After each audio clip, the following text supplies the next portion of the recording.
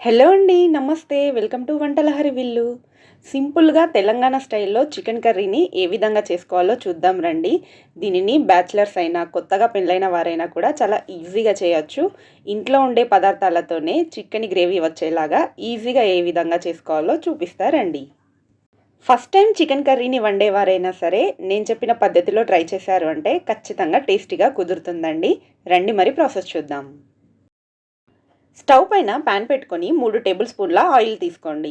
ఇక్కడ నేను 1 కేజీ చికెన్‌తో చూపిస్తున్నానండి. అందుకే 3 టేబుల్ స్పూన్ల వరకి ఆయిల్ తీసుకున్నాను. ఆయిల్ హీట్ అయిన తర్వాత ఇందులో హోల్ స్పైసెస్ వేసుకోండి.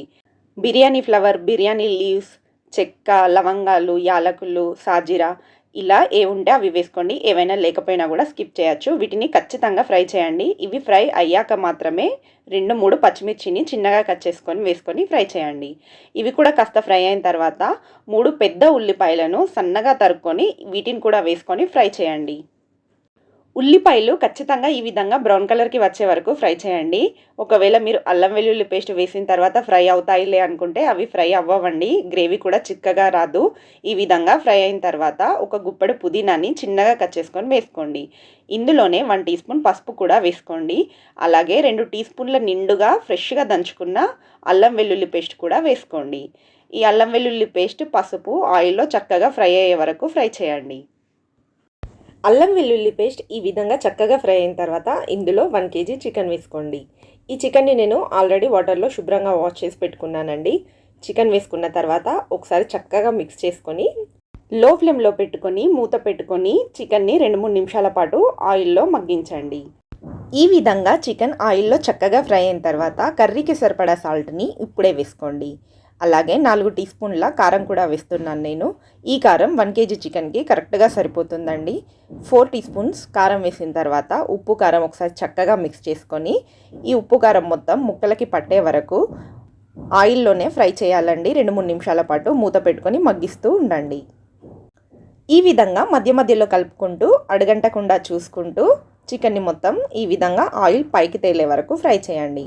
చూస్తున్నారు కదా, ముక్క నుంచి ఆయిల్ ఈ విధంగా సపరేట్ అయ్యే వరకు ఫ్రై చేసిన తర్వాత ఇప్పుడు గ్రేవీకి సరిపడా వాటర్ యాడ్ చేసుకుందాం. నేను ఇక్కడ 1 గ్లాస్ వరకు వాటర్ యాడ్ చేస్తున్నానండి. ఇందులోనే 1 టీ స్పూన్ ఎండు కొబ్బరి పొడి, అలాగే 1 టీ స్పూన్ ధనియాల powder, 1 teaspoon garam masala కూడా వేసుకొని ఒకసారి మిక్స్ చేయండి.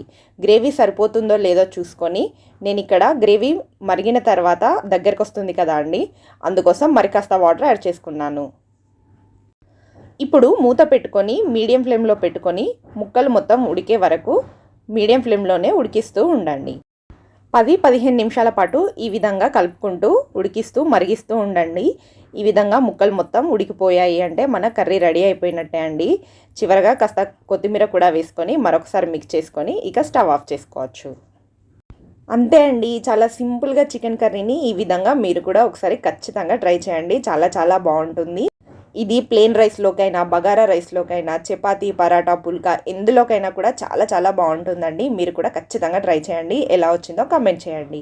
వీడియో నచ్చితే లైక్ చేయండి, షేర్ చేయండి. ఇలాంటి సింపుల్ అండ్ ఈజీ రెసిపీస్ కోసం వంటల హరివిల్లు ఛానల్ని సబ్స్క్రైబ్ చేసుకోండి. Thanks for watching.